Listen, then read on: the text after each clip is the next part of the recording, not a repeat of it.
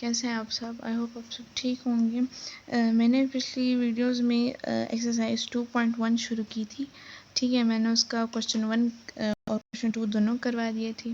ठीक है, आज मैं आप लोगों को क्वेश्चन 3 करवाऊंगी। ठीक है, और उसके सारे पार्ट्स। ठीक है, तो क्वेश्चन 3 हमारे पास है, prove that z belongs to c।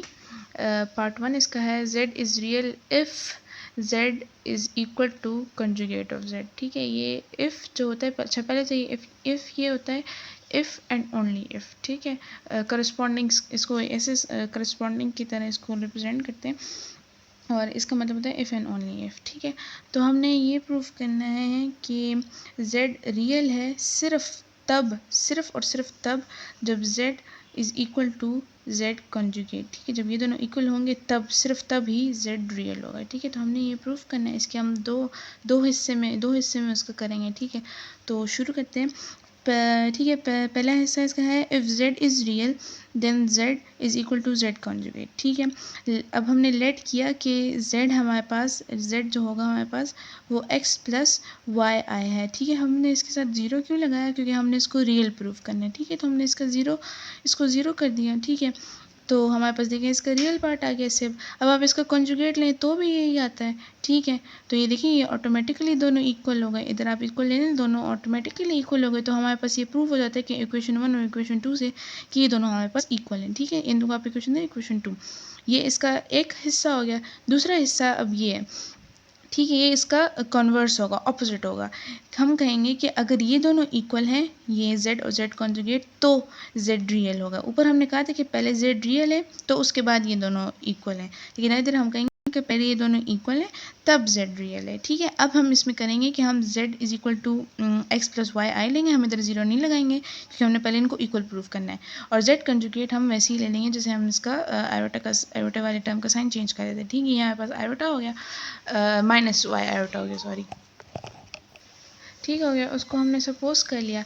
अब आप इधर देखिए कि हमारे पास उन्होंने कंडीशन दी हुई थी। पहले मैंने कंडीशन ये ली थी कि z is equal to z conjugate होगा, तो मैंने वो कंडीशन लिख दी थी क्या, और मैंने इनकी वैल्यूज़ लिख दी। ठीक है, अब हम इनको इक्वल लेंगे तो इस एक वैल्यू को हम इस साइड पे शिफ्ट कर देंगे और इधर हम ज़ीरो लिख लेंगे। ठीक है, अब रियल टर्म्स मैंने कैंसिल आउट कर दिया, प्लस माइनस साइन ऑपोजिट था, और इन दोनों को आप ऐड करें तो 2y iota is equal to 0।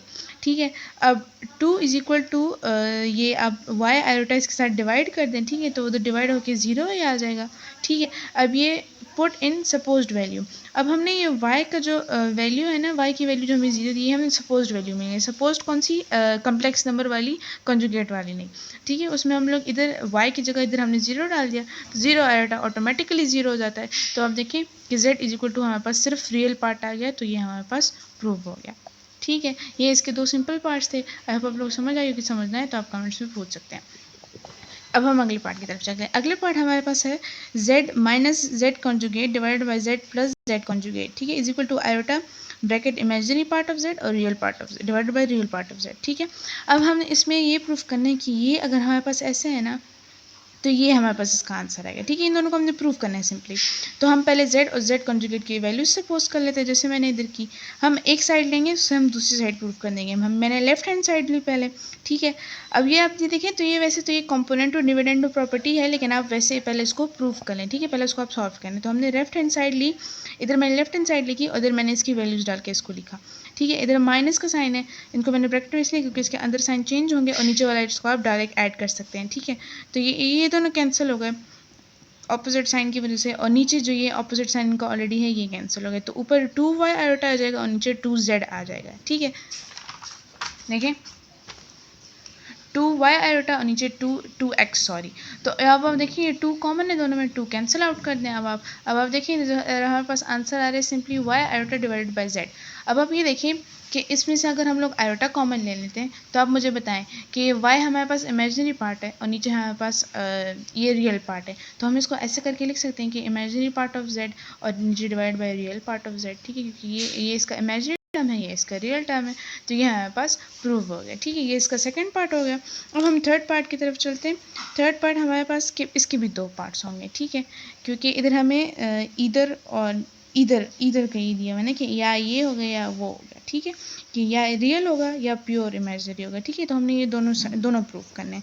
तो हम लेंगे z इज इधर रियल और pure imaginary if and only if z conjugate whole square is equal to z square. ठीक है, अब हमने ये प्रूफ करना है। पहले मैंने फर्स्ट पार्ट इसका पार्ट 1 कर दिया और फिर पार्ट 2 मैंने अगले पेज पे किया। ठीक है, तो हम लोग अगर इधर मैंने लिखा है if z is real then z conjugate square is equal to z square. ठीक है, ये इसका मैंने पहले पार्ट ले लिया, फिर इसकी जगह फिर मैं जब आगे लिखूंगी फिर मैं इधर इसकी जगह इमेजिनरी लिखूंगी, क्योंकि इधर हमने दो कंडीशंस दी हुई हैं उन्होंने।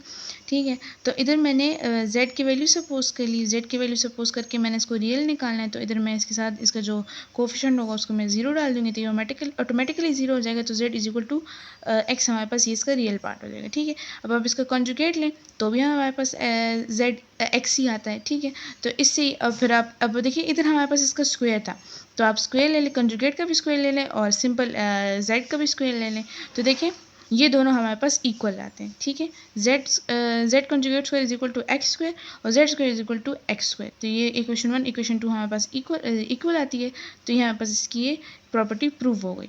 अब मैंने इसकी जगह ये मैंने रियल पार्ट वाला प्रूफ किया। ठीक है, कि z रियल है इफ़ अगर ये दोनों इक्वल है।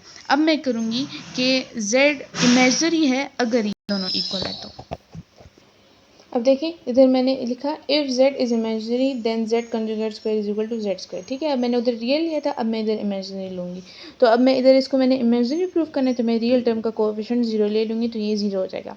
अब ये तो देखिए अब मैंने इसको ज़ीरो ले लिया, इधर हमारे पास सिर्फ इमेजिनरी टर्म आ गया, इमेजिनरी टर्म का कंजुगेट लिया, इधर ये प्लस था इधर ये माइनस हो गया, इधर मैंने इसका स्क्वायर लिया कंजुगेट का। ठीक है, इसका स्क्वायर लेंगे तो आयोटा स्क्वायर हो जाएगा और ये प्लस हो जाएगा, क्योंकि ये पावर जो है वो उसकी इवन है और नीचे नेगेटिव है, तो ये इवन हो के मतलब ये इसका पॉजिटिव साइन आ जाएगा।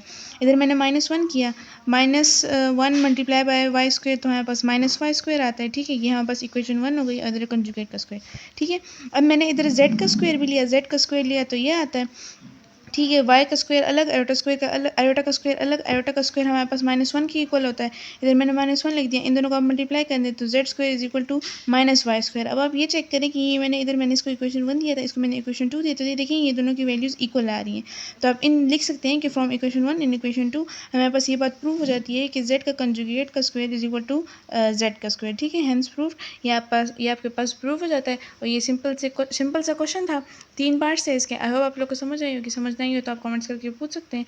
अगली वीडियो में इंशाल्लाह मैं क्वेश्चन नंबर 4 करवाऊंगी। ठीक है, थैंक यू सो मच, तब तक के लिए अपना ख्याल रखें और अल्लाह हाफ़िज़।